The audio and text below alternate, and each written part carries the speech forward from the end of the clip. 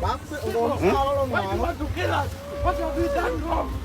This is our country, people. Why do you want to kill us? You should have died in the head. Why do you shoot him? Why do you shoot him? Why do you shoot him? This is not right. This is not right.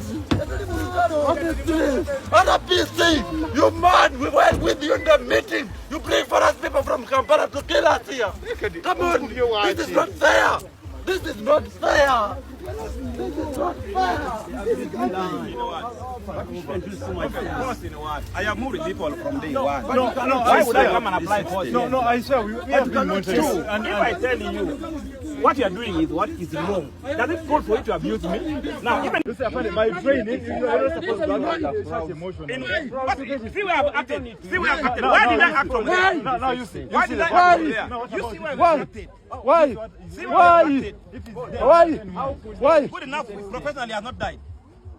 Professionally, I have not died. But this is shooting him in the head is professional. You understand? So how do you rate professional? How do you rate professional? By you listening to me or by me? We had with the leaders. And whatever we are doing is not correct. And the best way to tell you, stop and I find out what is happening. I stop and I find out from you what is happening. Yes, I stop and I No, let us. Badia tambuza video tuga ku buli muna Uganda gwe kyakutedde eno Uganda police ekubye omuntu amasasi n'emutta era kuno bali mu kumuyingiza mu ambulance Uganda police emukubye amasasi n'afa.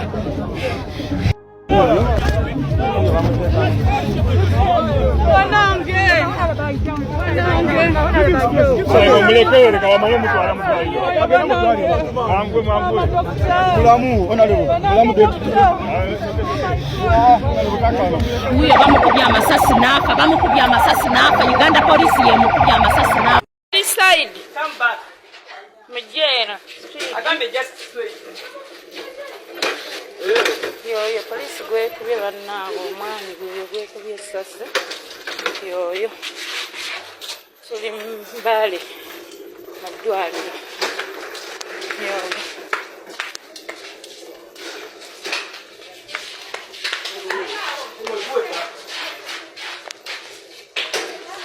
tuli mbale musawa Adija yamuliko yamuleze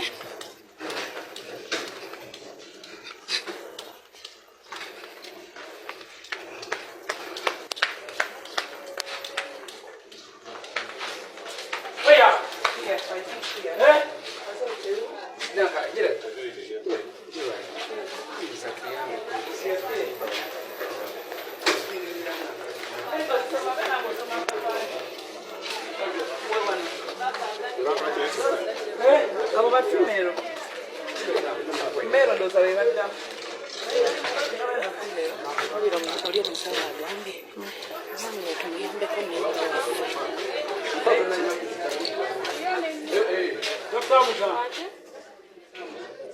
Kiwundu kiri wansi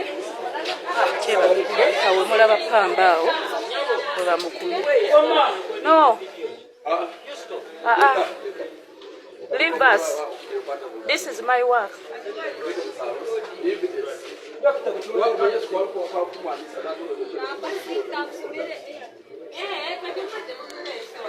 Moroka yaffe netumanya nti tuli indenja netugalawo endabirwamu netulokinga moroka netuvuga tutuse mukone na lugugu nebagala abakwatirawo emmoroka netugamba wano kirabika bigenda tuzibwalya era ntuvuga vuzi mwabana mawulire mutulabyeko moroka yaffe ngeyitako ya president babadde bagezako tugoba netutuuka mu maaso wetutukidde mu maaso tusanze nga oluguudo lonna president abadde wabeeredde wali ne press conference wali wabeeredde wali ne minerale emutuufu town council olutuusaawo abasajja ne bagamba nti abasajja baabano olugambye nti abasajja baabano nemanya nti giwunye nga bwe mukimanyi tubadde tugezaako okwebereramu ne bakuba emmoroka amasasi olukubya emmoroka amasasi ne tuvuga emmoroka kiwalazima nga tugezaako okufuna escape yonna era olugezezaako okufuna escape abasajja kumbi nga batugobyeko olutugobyeko netutuukawo manju awo nga tetukyalina we out ne tusigala nga tugaddewo emmoroka ngambye tusooke tugalewo emmoroka oba oli awo bannaffe batuuke bannamawulire batuuke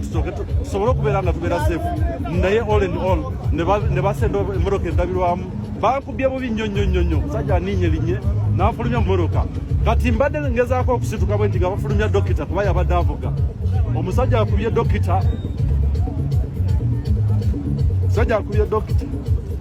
namuteeka wansi in my eyes ngandaba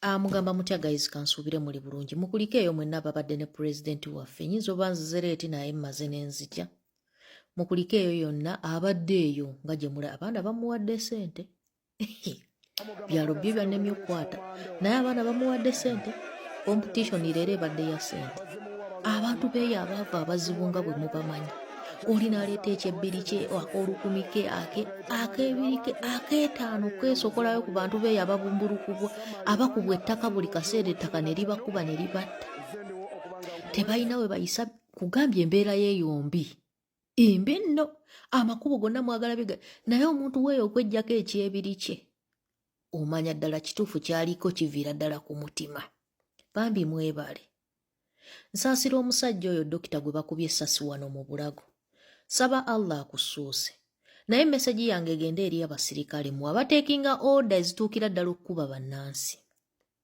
omanyi obuzibu bwe muyina mu bituukawo byonna mwe mujjamu butayiga ebyokulabirako byonna ebibaawo byolowooza nti omuntu ategeera asobola obbiyigamu mwe mwajjamu butayiga mulinga mukama wammwe Museveni naye nyongera obbajjukiza kino mwe bamukwata muntu kino ekyabaddewo simanyi Venezuela nga batwala mukulembeze waayo nga bamukwata bamukaba bamukuba jeeke talina musirikale n'omu gwe yadduse naye talina mukwata mundu n'omu gwe baatutte bonna baasigaddemu mu ggwanga lye Venezuela osegera kati mmwe abakoze ebikolobero ku bannayuganda garanti mugijjawo nti Museveni bw'anaaba adduka ne famire ye agenda kudduka nammwe lwaki temuyiga basajja mmwe mukola ebikolobero ku kamera ng'ensi ebalaba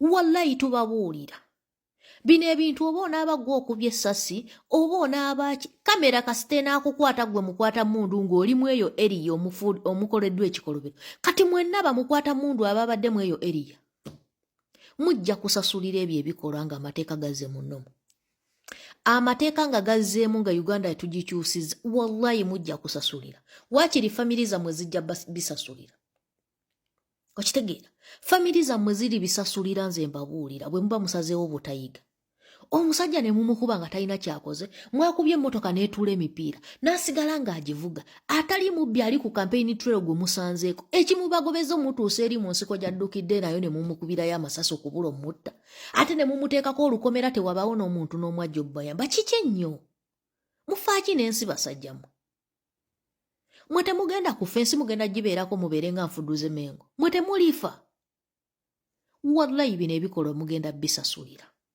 nze mbabuulira bino ebikolwa mugenda bisasulira Munnayuganda Museveni ajja kututta atutte ebbanga lye tunaamala nga tetumujja mu buyinza kati tukkirize tufe lumu naye ng'agenze kale batutte nga tuli ku switi tumugoba naye ng'agenze dhani okututta kino ekimpowooze leero nattayo 10 enkya nattayo 2 luli nattayo ekyo kyonna ekirindi kyagenda attira mu misoolesole kaatutta omulundi gumu wali naye nga tumutwala okitegedde naye nga mukulikire eyo ddala I sign out. Nabawadde essimu ya BBC si bwe kiri nabawadde essimu ya BBC eya WhatsApp kanji wongere ngenda bawa ya BBC mbawe ya Al Jazeera mbawe eya American Human Rights mbawe eya Guardian njagala bawe essimu zino zonna nga mugenda tekako bujulizi eya BBC kanji wongere eya BBC eya WhatsApp njagala munyambeko mu typing in number zino wano wansi eya BBC ya WhatsApp eri +44 77 56 16 5803 enamba ya BBC eya WhatsApp kwoteko obujulizi nga buli genuine kwoteko obujulizi nga buli genuine ngerekani easy to explain ekintu kyona kituukiddewo obutembo naye butuukiddewo obusindike kanjiddemu eri Kasaraba 4 7 5 6 1 6 5 8 0 3 eyo yaki eya BBC kankwe eya Al Jazeera eya WhatsApp eri Kasaraba 9 7 4 5 0 8 0 0 2 0 7 eya Al Jazeera eya WhatsApp buli bujulizi wonna bwofuna enamba z'ensoma oteekako buteesi n'owandikako message yo explain bajja kuba bafuna information oba butemu oba bubi bwakalu oba kiki kyonna ng'olikodinze yiwako buyiyi oyiweko message ogiteekeko mu buwandiika ogende nze gundi wano kiba kimala eya Al Jazeera eri plus 974 50 80 0207 eya Al Jazeera eyo yaki ya Al Jazeera njala bwa endala tuyite mbwangu njala soka bwa contact says wano wetulaga waliwo okulya n'okukomba essowaani yesokola kinjagala okuba we namba zino mubeere nga muli aweya kuba twagala kubeera mu maaso w'abana basajja nga tebasobola kubanga bakola buli fujjo bwe mala okuwa eya Al Jazeera ngenda kuwa eya American Human Rights eya American Human Rights eri plus